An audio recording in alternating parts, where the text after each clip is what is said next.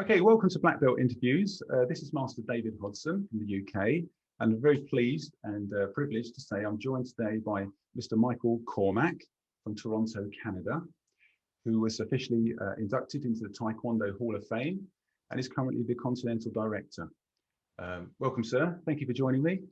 Thank you for having me. Good morning. Yes. Good morning, Canada. Afternoon, UK. There you go. Very nice to see you. I'm so pleased we've arranged this across the times. I'm very much looking forward to our chat, sir, and discovering all that you can share with us about your journey in Taekwondo and General Choi and your unique experiences that you had along the way. But I just wondered if you could just begin possibly letting us know how things began for you and how and when that was. Yes, I started Taekwondo in I think it was 1974, January 1974, after the Christmas holidays. And I started with, at that time, Master Park Jong Soo. Yes. He's now Grandmaster. People refer to him as either Grandmaster Park Jong Soo or Jung Park, Jung Park. He's probably one of the most prolific and well-known grandmasters, then master in Taekwondo. He was part of the first, second-ish wave of the pioneers. And he traveled, he was over at your side of the pond, actually in Holland. And he was working there and training and doing a number of seminars. He was on the very early ITF demonstration teams with General Choi Hong Hi, the founder.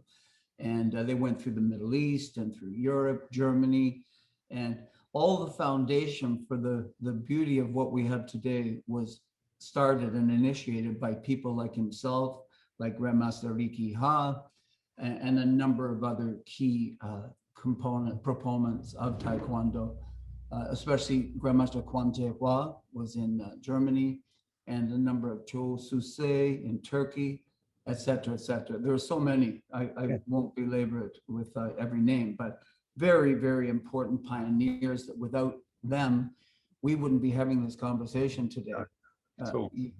Like a home, you need a strong foundation, and they built that foundation. And as I've said before, they paved the highways of Taekwondo to allow us to have our own individual journeys on. And my specific journey, you've asked me to talk about today.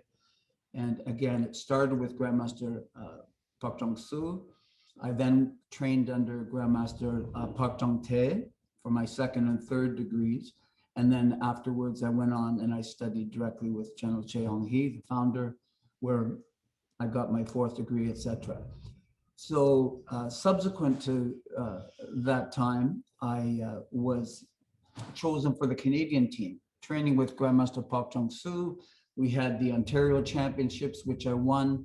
Then I participated virtually almost every weekend in tournaments. The tournament scene here was on fire due to things in movies, kung fu movies, like the Bruce Lee era. That sparked this wildfire of interest in, never mind just martial arts in general, specifically kung fu, karate, taekwondo. Taekwondo was very, very popular at the time. There was WTF, now WT, out of New York City and out of Chicago. The South, Los Angeles was really big. Cho Hil was there. Yes. And Nam Tae Hee in Chicago, who I actually trained with. I was on a business trip for a week to Chicago. So I took the train in every night to train with him, which was a great experience. And there was Han Cha-gyo was at the Dojang, as well as Lee Jong-moon and his son, Nam Tae Hee's son, Christopher, at the time. So I sparred with him and trained. And as a member of Park Jong Soo, a student of his, I think I was blue or red belt at the time. I was very welcome because we were ITF brothers, sisters, and family, if you will, that they allowed me to train, and certainly didn't charge me anything, which was very kind of them. So experiences like that on Midwest USA. I also went to S. Henry Cho's tournament in New York City, which is, as I've said in the other interview, very different than today. In the blue belt division, you had 1,000 competitors. Red belt would be the same, and the black belt would be about 750. So your first start, you're up bright and early. You get to Madison Square Gardens, the Felt Forum, which is attached to it, where they held the championship. You had very key, prolific historical fighters that, frankly speaking, compared to the fighting I see today, they were much more dynamic. And the beauty of it is that there was a hybrid kind of cross-pollination of techniques between WTF and ITF, karate. We used a mixed bag and blend of techniques that allowed us to have a really complete arsenal that separated the winners from the losers, so to speak. So it was a really exciting time. The Bruce Lee movies were out. Gyms were being filled.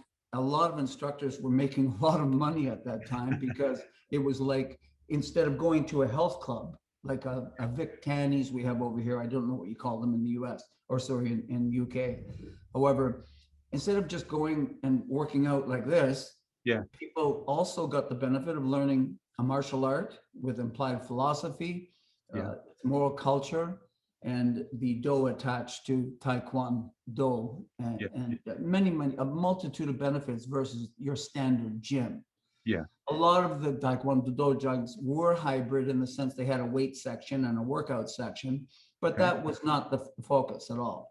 It was more on the mats, on the floor, training, and taking and participating in classes on your way to your first degree, which is like getting your driver's license as a 16-year-old. Going towards fourth degree, seventh degree, and into the sunsetting in your life in Taekwondo is more becoming an F1 racing car driver versus someone getting a rudimentary license. So not the best of analogies, but it'll suffice for this interview. I think you get my drift. Yeah, of course. So we're all good. So I talked about 1978, and that was a really exciting time for me because we had JC Kim Jong-chan, Grandmaster Kim Jong-chan in Vancouver. We had Montreal, James Lim, Andre Blake at that time. And Park Jong Soo, Lee Suk Hi, who I posted about the other day. He was from Hamilton, Ontario. Also included Hong Sang-in. He was from London, Ontario. He was a very senior pioneer as well. So all these Canadian ITF masters would send their students to compete so that we could decide who was going to be on the team. So the team was made up of, I think, 6 plus a sub. And then there was 1 or 2 ladies. One lady, I believe, Didi Lepre was the Canadian. So we all went down. I was chosen for the team, and a number of others. And then we went on to Oklahoma City. So this is the banner from September 8th, 9th, or 9th and 10th, 1978. This was at the Myriad Gardens, Oklahoma City, Oklahoma, USA. And that actually, we were speaking about him earlier. That's Grandmaster Park Jong Soo. That's emboldened on this banner, if you will. So this was the token souvenir from it. A number of chaps, Norman Creedon out of Ireland. He was on the Irish team. I talk with him all the time. Great guy. And I think he's now a Grandmaster. So it's hard to keep up. Of recent date, there's been a whole slew of Grandmasters being awarded, and that we'll save for another episode. My feelings on that. Because the purity of Taekwondo must be maintained, and I think the commercialization of handing out 9th degrees and 8th degrees and 7th degrees by many who are not qualified to do so is something that concerns me greatly. And I think it should concern every Grandmaster who is truly awarded such a title. An honor. That said, I won't belabor that, but I do have my thoughts on that. And perhaps episode 2, we can address the morality associated with truly having integrity as part of Yomchi, as part of the Tene of Taekwondo. If one is to follow those, then they must follow them completely, not just mouth or give lip service to them, but rather practice what you preach.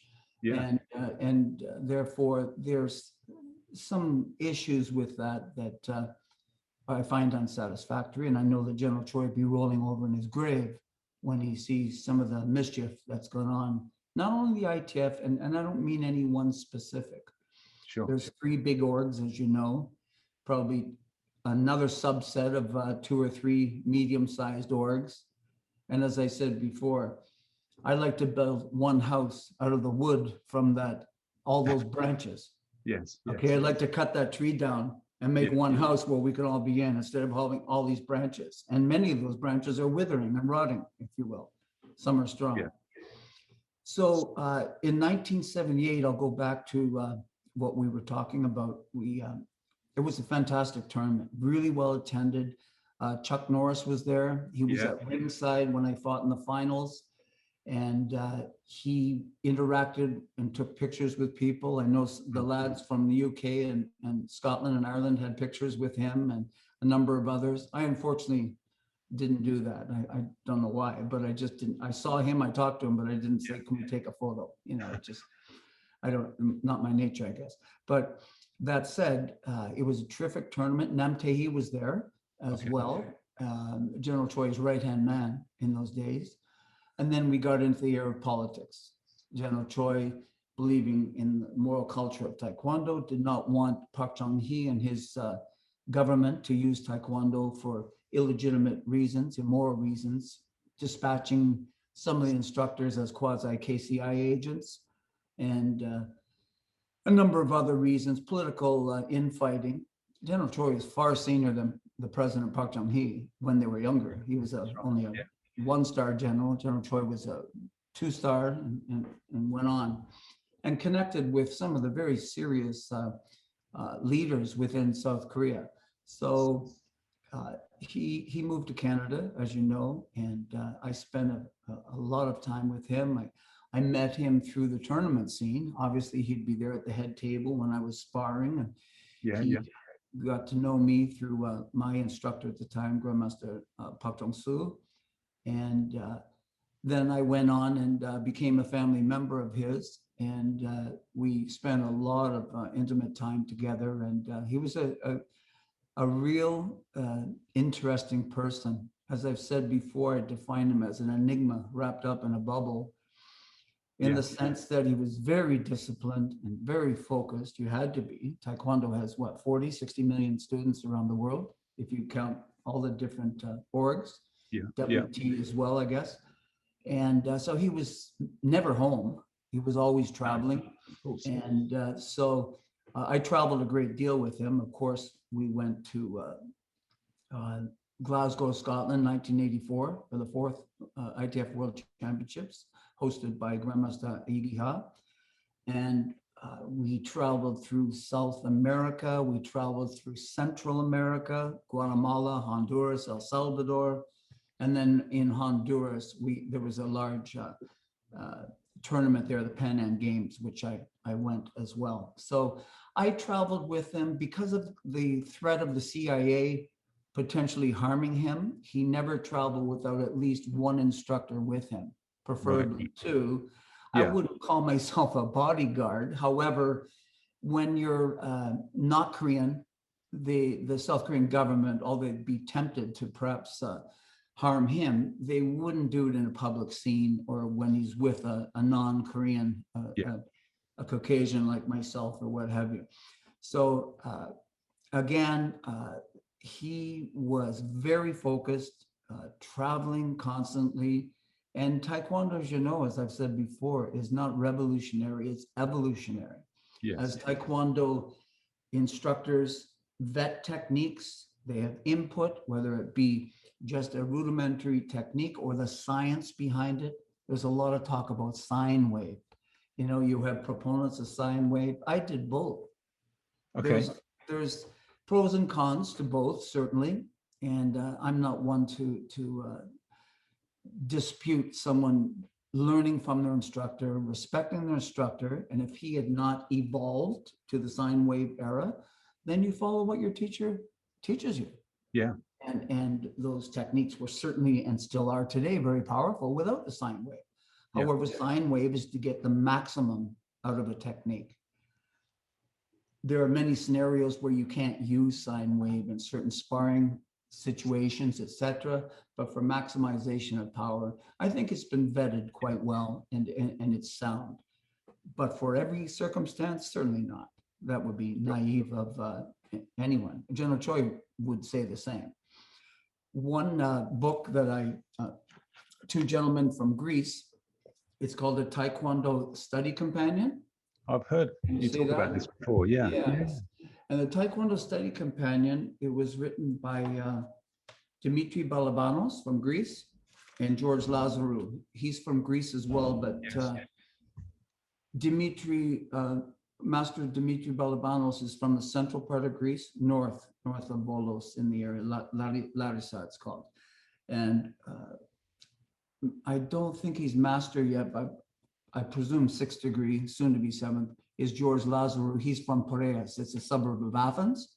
Yeah. So these two gentlemen asked me to write the foreword for this. Okay. And I spent time vetting it and going through the book with them. And the reason I show this is, can you see that fine? Yes, I can. Yes, very well. Okay.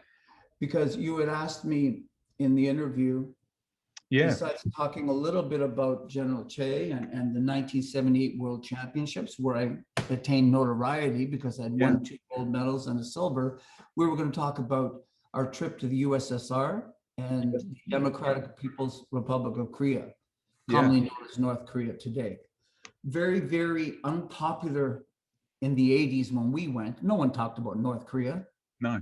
First of all, who would even know about Korea if it wasn't for General Choi and Taekwondo? Yeah. Most people, the two words Taekwondo and Korea are synonymous through his efforts and his diplomatic missions, spreading Taekwondo around the world to virtually every nook and cranny of this earth, whereby people, of course, people know of Korea, but they don't know it as intimately as they do vis-a-vis Taekwondo. They study its history, its historic figures, various cities and cultural aspects of Korea that General Choi Hong Hi, the founder of Taekwondo, opened up the Western world and Eastern world outside of Korea to thoroughly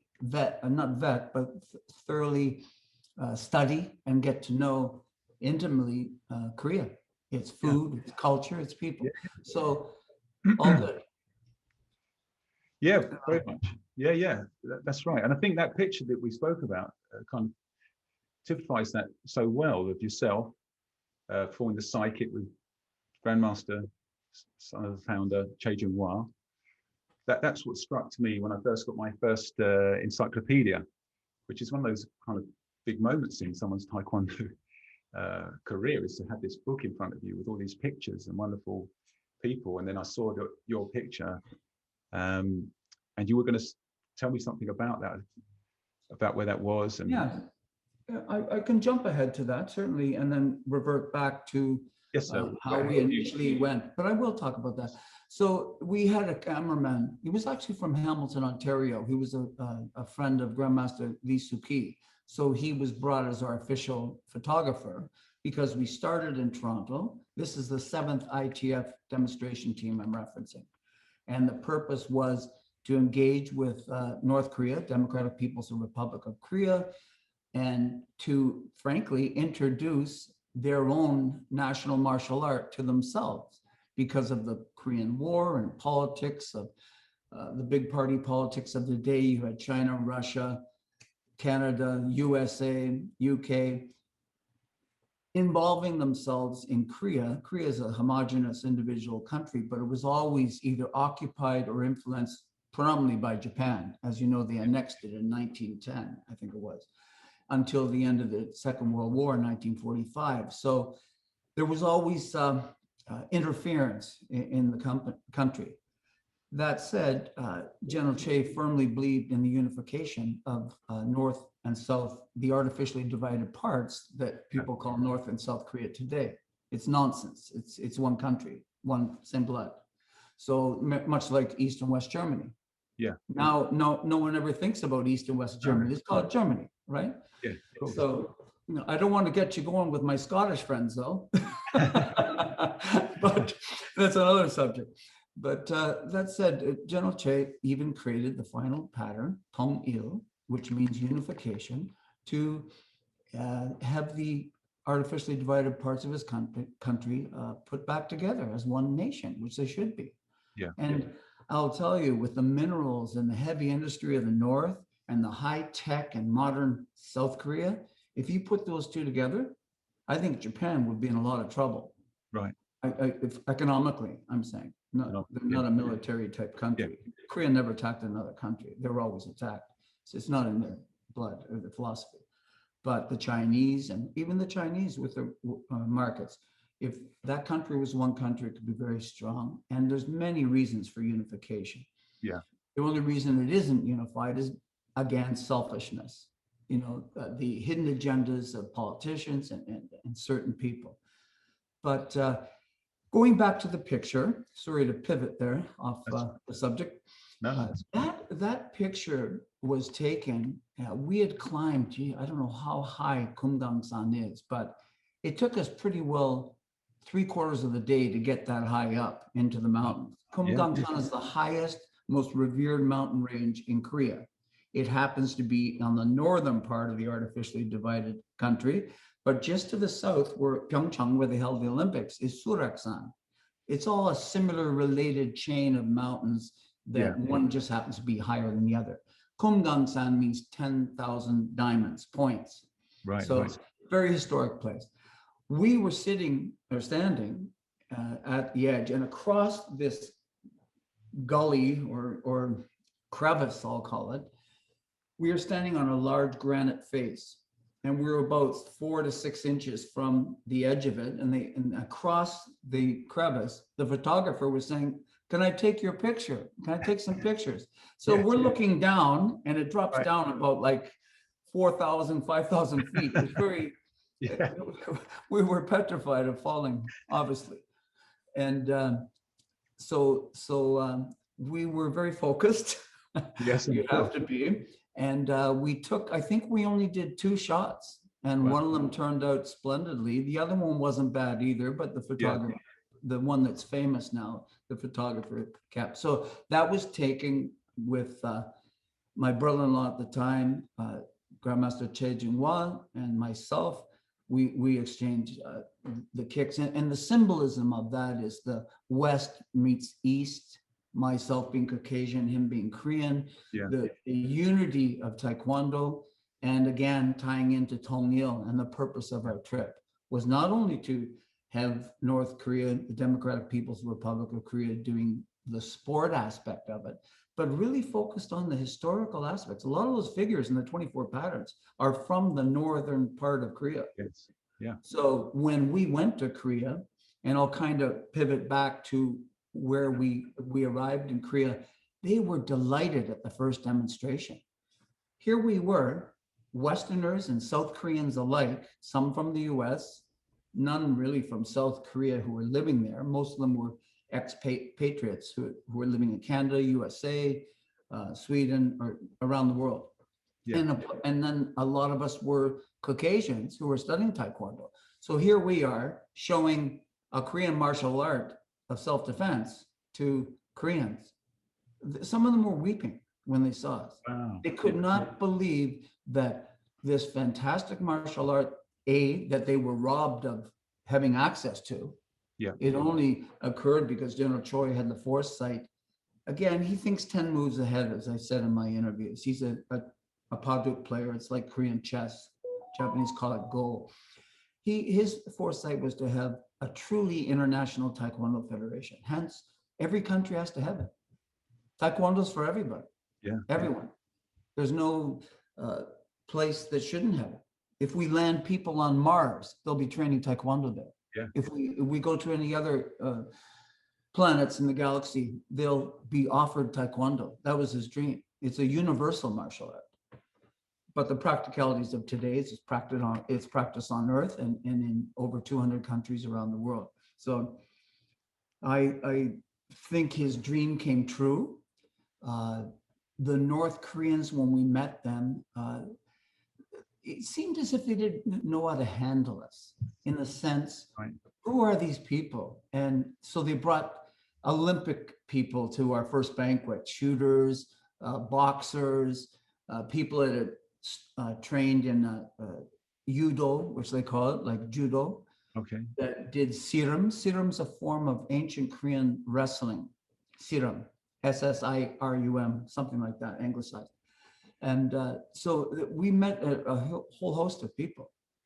And we visited with the top, the vice president, the deputy prime minister, the minister of sports. So we were at the right level. And as day by day went on and they saw more of our demonstrations and interacted with us, the nervousness went away from our side. A lot of our South Korean guys thought these guys were monsters and communists and all that propaganda they had heard. And conversely, the same is true of the North. These people are barbarians, and the Western devils is a term the Chinese coined. And the Koreans felt the same thing. They're trying to destroy our beautiful Korean country. We're a hermit kingdom. We don't want interference from others. So as interaction is something that I'm very big on.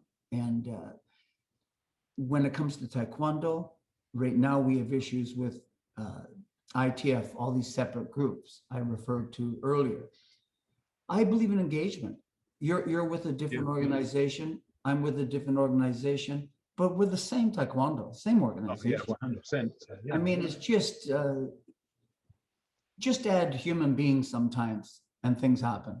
Yeah. And it's as it relates to politics, as it relates to business, as it relates to anything. People have disputes, and sometimes there's improper resolution.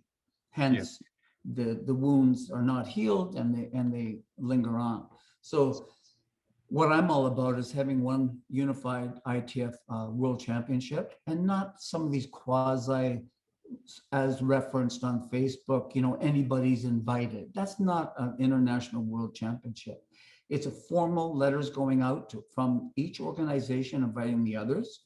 Yeah. Across all different orgs, and certainly respecting the individuals who are not part of any organization, practice what we call ITF Taekwondo, or the Changhon patterns and the Taekwondo that General Choi founded and created. So that would set the foundation for interaction, camaraderie, brotherhood, sisterhood, getting to know each other. And then I think it would be the road to unification in the sense of ITF unification. WTF are very different in their patterns, and that's not one step at a time. So I think if we had one ITF and perhaps a governing body that is not Taekwondo people, they're more international organization focused and apolitical, colorblind to what were the previous divided groups. That way, there's no political maneuvering in order to support ITF A, B, C, or D, or E, if you will. So that's something I'd like to see. It requires money, it requires time, and I'm chipping away at it, if I can use that expression. So that's was General Choi's dream. North Korea was a very interesting trip in the sense that General Choi's vision wasn't just for his homeland. His vision was to also have the Russians, USSR, involved. USSR had the power. They had all the diplomatic relationships, even more so than DPRK at the time. Of course, it's a Korean martial art, and that's the focus. But if the North Koreans, the Democratic Republic of Korea's sports and cultural societies went to Moscow and Russia and said, look, we want you to train our martial art, that's a great catalyst for them to spread it around the world. And look what happened. That's precisely what happened. General Choi 10 moves ahead. So we went to Moscow, and it wasn't a formal demonstration, which didn't happen until 8-10 years later, but we did demonstrations in Lenin Square. We did demonstrations at the Democratic People's Republic of Korea's embassy in Moscow. And what was really tough is that we had just been on a flight for about, I think it was 20 hours, because in those days you had to make multiple stops in Irkutsk, Lake Bayal, in Khabarovsk, which is like the Siberian area. They call it New Siberia. And then back to Moscow. We were wiped. Yeah. General Che, Yeah. we had all hit the sack, as we say, the expression, went to bed. And good old Paul Donnelly, who was out of Warwickshire, real funny. He was the Monty Python Eric Idle of our trip. I mean, him and I had a real laugh. Yeah. And he's telling jokes, and we're watching Russian TV. It's about 1 o'clock in the morning.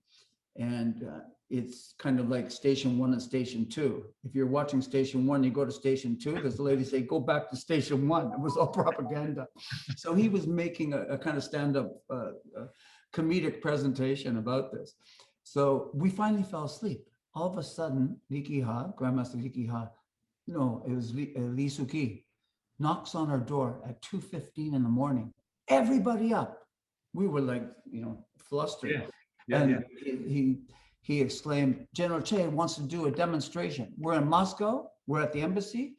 All the high authority North Korean diplomats and consul generals and people from Russia are coming here at 2:30. You've got 15 minutes to be ready. Whoa. So we were in the hotel. We had to go downstairs, stretching, and we were kind of spent in the sense that we've done demonstrations every other day for 2 weeks and prepped to go to the trip. Now we're asked to do a demonstration when we're on our way home, the final leg of our journey. So we did, it went off well. General Choi was delighted, as were the Russians and the North Korean Democratic People's Republic of Korean officials that viewed it. So I would say about 4 in the morning, we finally went to bed, and a kind of a little segue and anecdotal story, but true all the same. Yeah. So being with General Choi was not all fun and games. I mean, he was a very intense person, as I've said before, and you had to follow his schedule. And that was not atypical of him. He was very disciplined, up at 5 in the morning. He generally went to bed around 10:30, 11, but sometimes he had to stay later if there were banquets and meeting with diplomats. And Taekwondo was this for him. He was like a racehorse with blinders on, continually focused. And therefore, wherever he went, all he really did was talk about Taekwondo, of course, politics. And he was a great father and grandfather to his children and grandchildren, what have you, and nieces and nephews, the whole gambit. But so Russia was a very important part of the 7th ITF demonstration team, and it's often overlooked, the importance of it. Yeah. That 2:30 in the morning demonstration. Yeah.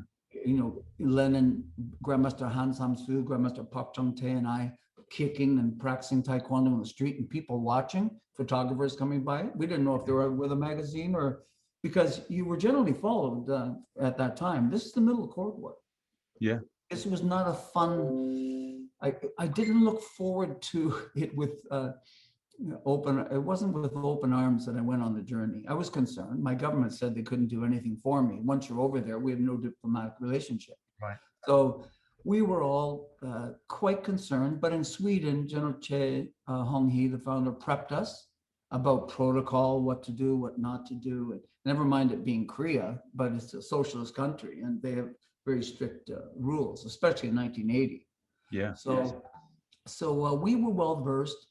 One incident happened at the Sheremetyevo airport when we're coming into Moscow. We flew in from Sweden. We studied and we trained in Stockholm to prep who was going to do what pattern, what braking technique. Yeah. I was going to spar with Paul Donnelly, these kind of things, because we were both from, focused and centric to sparring. We were known for sparring and of course patterns and everything. We did everything, but that was kind of where we fit in.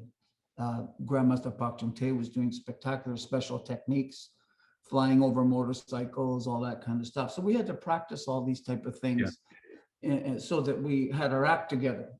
And we got our act together and we took it on the road to Moscow and the road to Pyongyang, North Korea. We also did a demonstration in Wonsan, which is a port city right across the Sea of Japan. And there's a picture here. This book, I'll put it back here so you can see that very well. was created by the Koreans and made after, subsequent to our trip. And that's the Korea is known as the land of the morning calm. So that shot is Grandmaster Iki Ha looking out from Wonsan Port from the hotel we stayed at towards Japan. So this book encompasses all different photos and it catalogs, if you will, our trip for the 14 days we were away. And there's various pictures of General Choi inside, and there's me holding the board for I think it's Grandmaster Iki Ha doing flying a Bitro Chagi, flying twisting kick, and Iki Ha with General Choi. That's the final leg. We're pulling into sorry. Yes, very good. Flying into Pyongyang. When we got off the plane, there was like 30,000 people there, or 10,000. Let's say 10,000. I don't want to exaggerate. With the typical, they have the flowers and all this kind of stuff. So when they greet delegations, it's the rah rah rah. So we were quite overwhelmed, and it was wonderful because General Choi's brother, who we hadn't seen in 27 years, General Choi lived 27 years in North Korea, 27 years in South Korea, and the balance in Canada. And so his brother, his sister, and cousins were there, and they were grabbing Grandmaster Che Jung-hwa and hugging him and kissing him. He was a little bit embarrassed because 10,000 people staring at you, but a family. The sad reality of disunification, if that's the word, of a country not being unified are these type of things. And subsequent to our trip, not just for Taekwondo proliferation, but there have been a number of delegations where families have been reunited who haven't seen each other because of the Korean War. So there's all these tangent benefits that evolved from that very important, I would say the most important delegation. I think some of the earlier ones to Europe and Middle East were equally, if not more important, because that was the first taste of the world, seeing Taekwondo. But this is more important because it was a catalyst for so many things. The explosion of Taekwondo, not only in North Korea, Democratic People's Republic of Korea, but the introduction of it to Japan, because there were a lot of North Korean aligned and South Korean aligned people living in Japan. They look Japanese, speak Japanese, but their blood is Korean and their history. Then China. China is now one of the most powerful nations in the world. Soviet Union. So all these tentacles of connection. Now you look at the world. Look at North Korea, or the ITF Pyongyang teams. They're probably the best in the world. Like their technique is very, very at a very high standard, and they remind me of the technique of the original pioneers: Iki Ha, Park Jong Soo, Park Jong Tae, Kong Yong Il, and I mentioned a few others: Kwon Jae Hwa, Cho Soo Se. There are many others. I don't want to miss anybody, but they know who they are. And I have a lot of respect for them. So that is kind of a synopsis that I hope you and your listeners get some benefit out of. Very much. Benefit in the sense of sharing. Taekwondo is all about sharing. And we share techniques. From your first lesson as a white belt, your teacher shares something with you. What do? They teach you how to tie your belt properly. Then you learn techniques. You learn the parts of the dobo. You evolve, and the thousands of experiences that one has on their Taekwondo journey. I'm happy to share just some of mine. There are many, many more, but this interview would be quite lengthy if I was to delve into a number of scenarios. But Taekwondo is alive and thriving. It's doing very well, albeit divided. If we could put those puzzle parts together and make one big map of the family, I'd be delighted. And I know General Choi would, looking down from heaven, he would like to see these type of interactions. At times 1,000. And of course. And therefore that international, all formally invited, properly organized, albeit a third-party organization that organizes it, who puts on large events, without the prima donnas, I'll call them, who are the heads of these organizations or have conflicts of interest. There Yeah. are conflicts of interest. Just add humans and money and power. Things happen. So there's General Choi. His legacy is Grandmaster Tae Kwon-Do. He's working extremely hard to spread Taekwondo and carry on the wonderful legacy he's been given by his father, General Choi Hong Hi. And the other org leaders also are doing a great job. So I don't see any conflict there. We're all the same family, and I think that if we're unified once again, it will be to the betterment of Taekwondo. Yeah, very much. So yeah, thank you so much for what you've been sharing. I echo exactly your sentiments about Taekwondo in the future, and maybe through conversations like this and the new wave of energy from the new wave of students, maybe they want to see something like that too, and the will of the people, with the commonality of what Taekwondo is something we all do in our respectable dojangs. But we could be anywhere in the world, but we are doing Taekwondo. It's one thing, like you say. And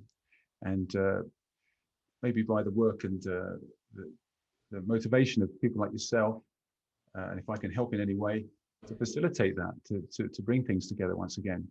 Thank you. It's been wonderful hearing your journey. It's very extensive, and your knowledge is a wonder to behold, and the attention to detail that you have with these experiences are fabulous. And I know the students will really get so much out of that, because it was a real special time, I believe, when you were going around the world, visiting brand new countries, exploring these cultures, and bringing Taekwondo to the world, as we see now. And it's so extensive and well practiced throughout. And it obviously honors the no limits that General Choi had in his life. I hear that a lot from yourself and other people, that he could see beyond limitations and overcoming cultures and differences, and unifying in many ways, as Taekwondo can do. Build a more peaceful world. Yeah. Isn't that what really the bottom line is? 100%. And in this day and age, with what's going on, never mind COVID-19, now in the Middle East, man has to have moral culture and follow the tenet of Taekwondo, man, woman, humankind, I'll say, to affect the road towards building a more peaceful world. And it's was the dream of General Choi Hong Hi, and it should be the dream of every Taekwondo student, including you and I. Yeah. Fantastic. Well, thank you very much, sir. Thoroughly enjoyed our time together. Likewise. I look forward to speaking again and enjoying some more stories and details about your events and your time with General Choi. Thank you. We will have a sequel to this that I alluded to earlier. And I thank you for your time, and Taekwondo. Taekwondo. Thank you, sir.